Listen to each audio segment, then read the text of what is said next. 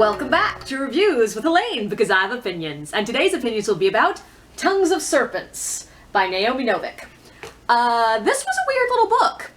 So this is the 6th book of the Temeraire series, and so, like I always stress in my reviews of later books and series, there will be spoilers for the previous books in this series.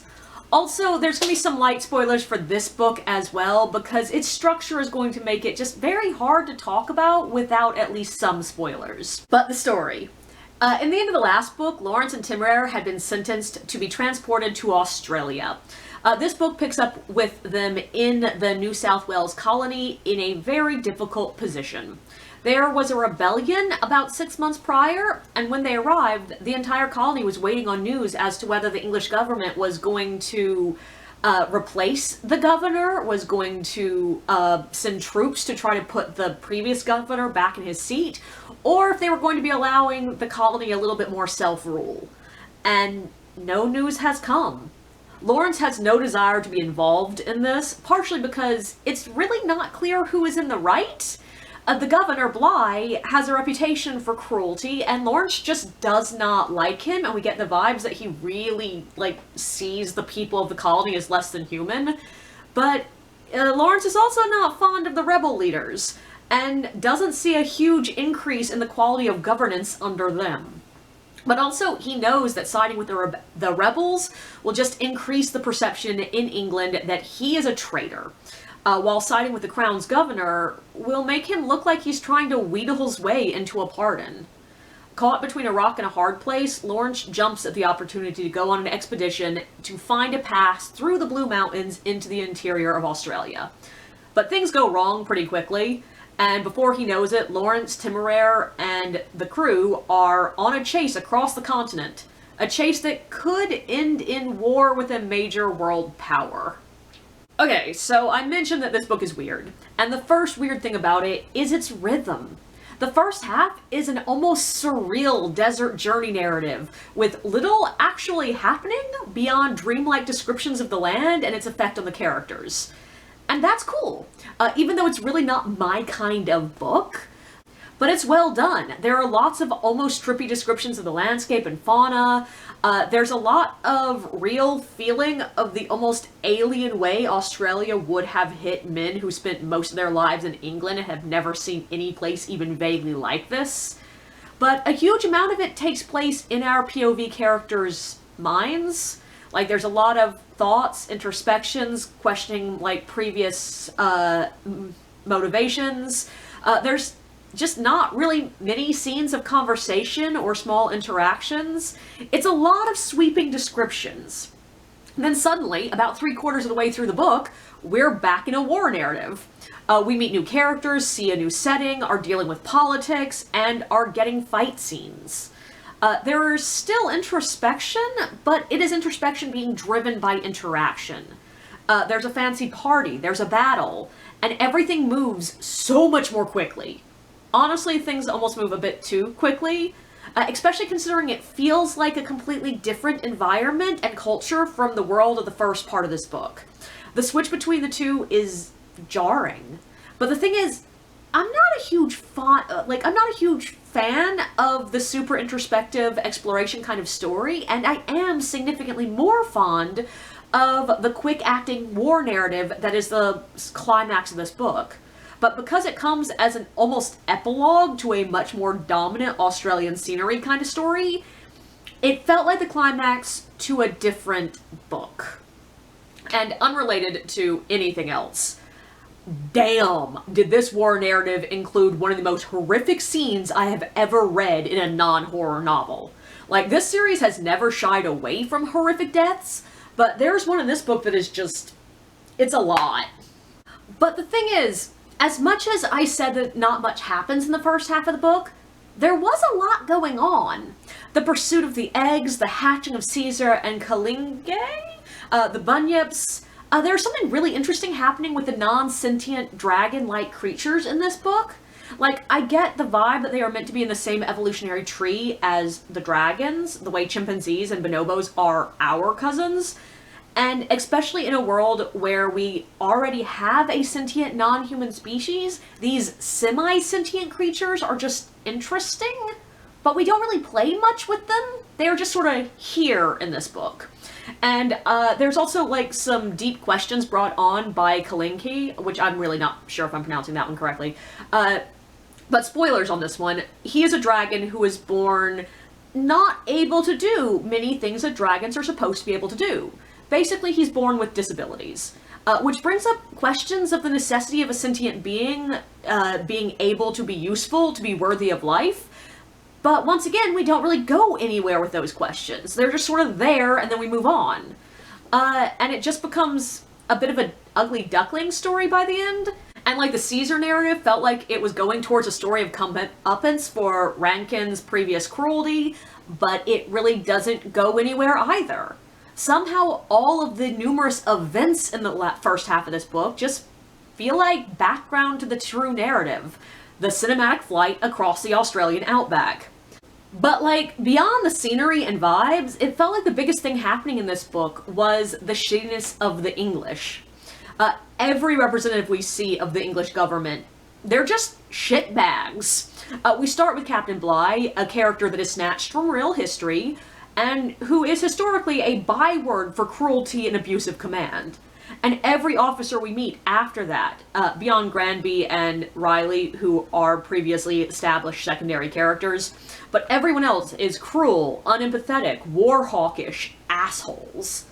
And I mean, it's not like that's historically inaccurate. What I know of English history of this time involves very few real heroes. But they're also just hella dumb. Which, yeah, once again, sometimes, like, yeah, the English were dumb at times. But I just have some trouble seeing their choices in this book as being something real human beings would do. Sending a very powerful dragon into exile when the Aerial Corps is still in disarray and they are still in what is basically a world war. Sparking a war with China at the same time Napoleon is bringing Swana and Brazil into the war. I'm still not really sure why they sent the 3 eggs to Australia in the first place. Are they really just not going to do anything about the people who stole the 3rd egg? Like, I side with the people who stole that egg, but I cannot see the English just basically shrugging, going, I guess that's an Australian dragon now. And I mean, part of the irrationality was a feature, not a bug. This was all set up to try what is left of Lawrence's loyalty to England as thoroughly as possible. But it feels almost overdone to me.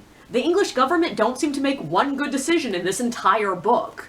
It makes it almost too obvious that by the end Lawrence is going to have all the reasons in the world to just say no thank you to working with or for any part of the government. It almost feels like it removes any tension from his decision. And when it's still really obvious that he's going to be back in the war in the next book, it feels even more forced. And I feel like the narrative falls just a little hollow, because the tired veteran who's done with the horrors of war thing only really works if that tired veteran would be allowed to retire in the first place. The narrative tension there is the question of, will the hero step up when called back to the fight? Will some young hero be able to remind them of what they fought for? Will they see a disaster that they can fix and give up their sense of peace to fix it? But that's not a valid tension with Lawrence, because he's the captain of an insanely powerful dragon. It has been established in the first 5 books that in Europe, the only existence a dragon can have is in the military, or in military-controlled breeding grounds. I can see Lawrence and Temeraire thinking that they could go off somewhere to live a quiet life, but I cannot see the military and government as established in these books thinking that that was a possibility. Lawrence is the only one capable of bringing what is basically this world's equivalent of a weapon of mass destruction into a battle. And they just let him wander free in Australia? Especially when the last book showed he was more than willing and able to keep fighting for England even though he had committed treason. I just don't buy it. Which sadly means I don't buy the basic premise of this book. But beyond that, the history is going further afield from our history in this book, and I like the fact that Novik is really playing with what dragons would change in our history. But doing so starts to make me question why having dragons changed next to nothing before this. Like, these books start with a history in almost exact same place as it was at that time in our real world. Which means dragons' existence had almost no impact on the entire history of the world up until the 1800s. Which is an absurdism I am honestly willing to buy. Objectively, if the distribution of dragons was exactly right, it might not majorly change who was a world power at what time, which means that it might not change who individually was in power at what times. But the thing is, now that the history is drifting away from the real world history, it sort of just draws your attention to the question of why it didn't before.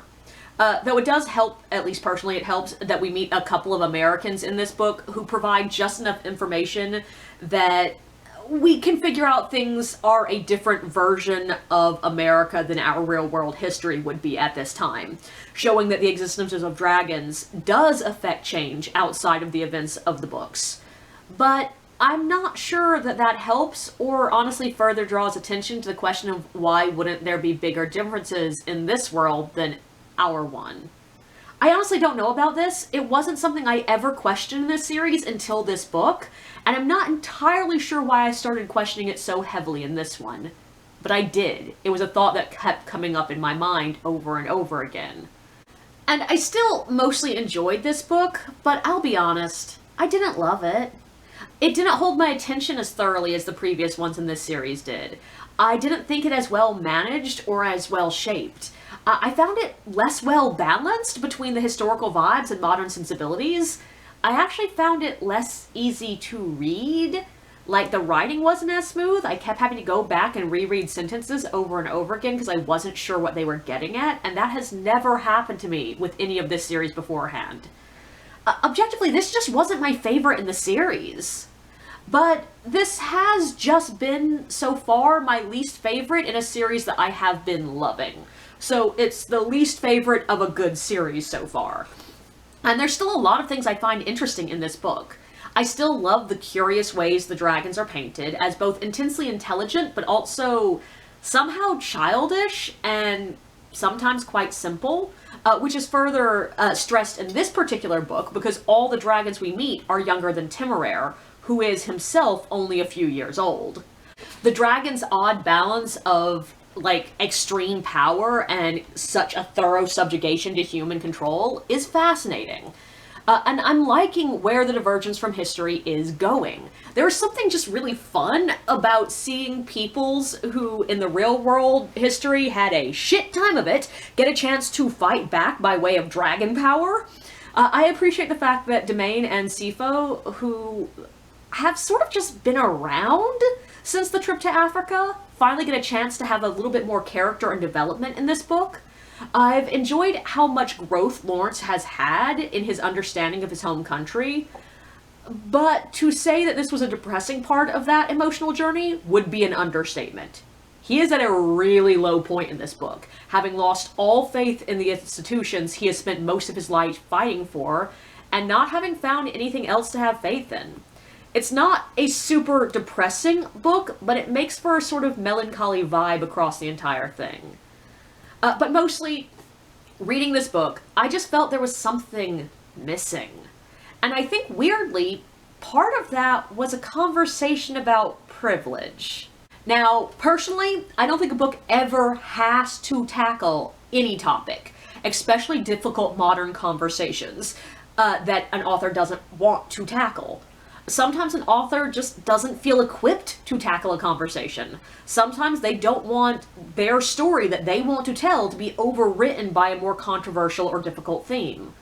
But in this case, Lawrence is transported for treason, a crime significantly more serious than the crimes of anyone else we hear about. And we do hear about the crimes of others of the prisoners. We hear about a couple who have been transported for basically theft. And yet Lawrence basically gets to do whatever the hell he wants. He is offered land, resources, and even offered positions of advancement. He knows he can leave, and everyone treats it as an acceptable thing that he could just get on a boat and leave. Whereas the other men who are transported for much lesser crimes are trapped. They are treated as only a step above slave labor. It is directly stated that they were promised land after a certain amount of work, but are not being granted it. They are left in despair, and it's repeatedly stressed that the only thing they still have the ability to care about is rum. Their lives are hopeless, whereas Lawrence has plenty of options. And this is never addressed. Neither Lawrence nor Temeraire ever talk or think about the fact that Lawrence is being treated so much better than all the other transported men, and it is entirely because he is privileged enough to have a fucking dragon. This would have been such an obvious metaphor for other privileges. And there were a few moments that it felt like the book was almost ready to say something about it, but we just never got there. It felt like a wasted opportunity. And honestly, it made me dislike Lawrence a bit. It felt like this, as well as several other topics, were brought up, but then Novik just wasn't sure what to do with them in this book. Maybe they'll be addressed in the next in the series, but it felt missing here. But yeah, overall, this one just wasn't one of my favorites in the series. It was a bit disappointing. But there are often disappointing books deep in the middle of a series. And out of 9 books, there's going to be at least one that isn't that great. I'm hoping this is the low point in the series, and a lot of my problems with this one also felt like a little bit like a matter of taste. If you like the slower, more introspective journey narratives, there will be a lot in this book you will love. And it's not like I'm going to stop reading the series. I still love my Napoleonic War dragons. Like, this is still a great concept and a great series. This just is never going to be on my list of favorites of the Temeraire books.